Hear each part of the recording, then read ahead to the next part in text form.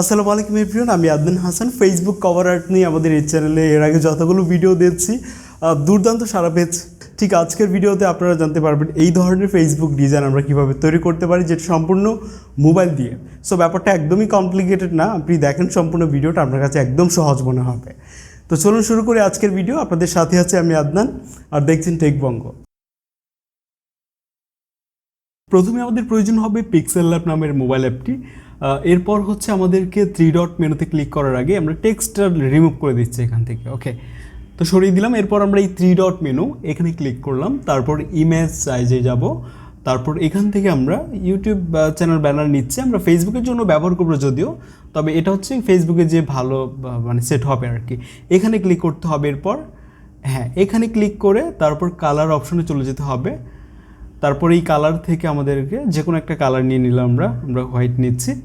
ওকে, তো এরপর আমরা এখানে ক্লিক করব নিচের, তারপর ইমেজ বা উপর থেকে আমরা প্লাস আইকনে ক্লিক করে যেতে পারি একই রকম। তো এখানে ক্লিক করলে আপনি ফ্রম গ্যালারি অপশন পাবেন।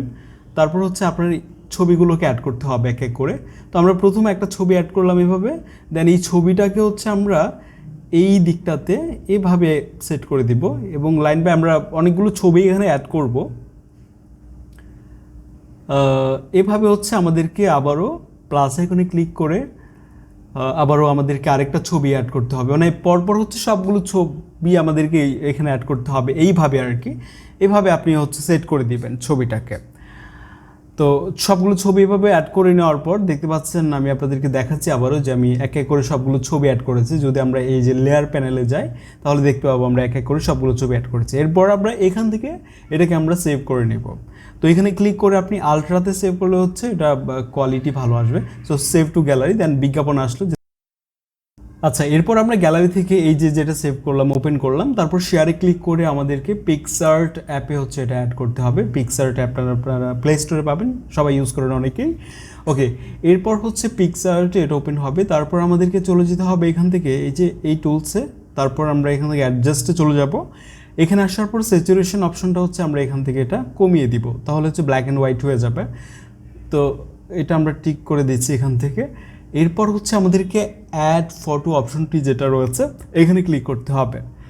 তো এখানে ক্লিক করার পর একটা রেড ছবি আমরা পিকচার এটা আমরা অ্যাড করবো, আর এটা লিঙ্ক ডেসক্রিপশন বক্সে আছে, ওইখান থেকে ডাউনলোড করে আপনারা হচ্ছে এটা এখানে ব্যবহার করতে পারবেন। তো ফুল স্ক্রিন আমরা করে দিলাম এটা, আবার বলছি ডেসক্রিপশন বক্সে এর লিঙ্কটা রয়েছে।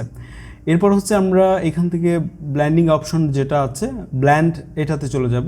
তারপর এখান থেকে এটা আমরা সিলেক্ট করে দিব, ঠিক আছে। তারপর হয়ে গেল আমাদের ব্যাকগ্রাউন্ড। এখান থেকে আমরা টিক মার্কে ক্লিক করে হচ্ছে এটা আমরা এখান থেকে সেভ করে নিব। তো পিক্সআর্ট থেকে আমাদের এই ব্যাকগ্রাউন্ডটা সেভ হয়ে গেল।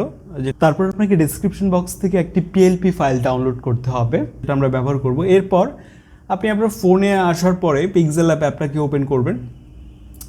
পিক্সেলল্যাব ওপেন করার পর আপনাকে চলে যেতে হবে এই যে 3 ডট মেনুটা আছে এখানে, তারপর চলে যেতে হবে ওপেন পিএলপি ফাইল। এখানে একটা কথা রয়েছে, অনেকের পিএলপি ফাইল শো করছে না। আমরা ওপেন পিএলপি ফাইলে ক্লিক করলে এখানে শো করে না, এর জন্য হচ্ছে ডেসক্রিপশন বক্সের সমাধানটা লিখে দেওয়া হচ্ছে। জাস্ট একটু আপনারা যদি পড়ে দেখেন প্রথম লাইনে তাহলে বুঝতে পারবেন।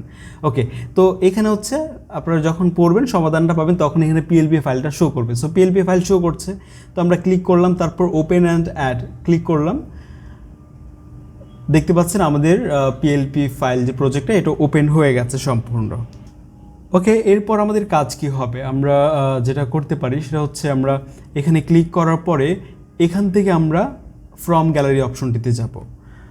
আমাদের ব্যাকগ্রাউন্ডে হচ্ছে আমাদের যেটা আপনার ডিজাইন করা যেটা আপনার ব্যাকগ্রাউন্ড যেটা হবে সেটা আপনাকে অ্যাড করতে হবে। এখানে তো আরেকজনের ছবিটা দেওয়া থাকবে আমার ফাইলে, তো এখান থেকে আপনার নিজেরটা অ্যাড করে নিতে হবে। এরপর remove.bg ওয়েবসাইটে চলে আসুন। তারপর আপনার যেই ছবি ব্যবহার করতে চান সেই ছবিটাকে আপনি এখানে আপলোড করুন, তারপর আপনার সেই ছবির ব্যাকগ্রাউন্ডটা রিমুভ হয়ে যাবে।